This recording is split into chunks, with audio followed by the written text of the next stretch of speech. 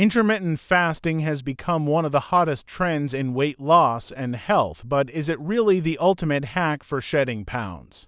The idea behind intermittent fasting is simple. Instead of eating throughout the day, you alternate between periods of eating and fasting.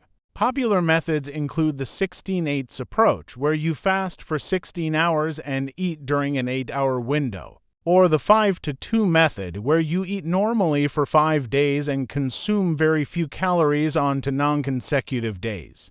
One of the biggest reasons intermittent fasting works is that it helps reduce overall calorie intake without requiring you to count calories or restrict specific foods. By shortening the eating window, you're naturally less likely to overeat, which can lead to weight loss.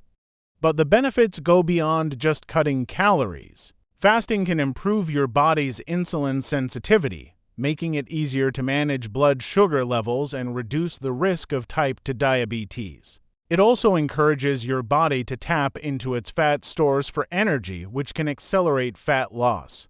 Intermittent fasting may also offer other surprising health benefits. Research suggests it could reduce inflammation, improve heart health by lowering cholesterol levels, and even enhance brain function by promoting the production of brain-derived neurotrophic factor BDNF, a protein linked to memory and learning. However, intermittent fasting isn't for everyone. People with certain medical conditions, pregnant or breastfeeding women, and those with a history of eating disorders should approach fasting cautiously. It's also important to focus on the quality of the foods you eat during your eating windows.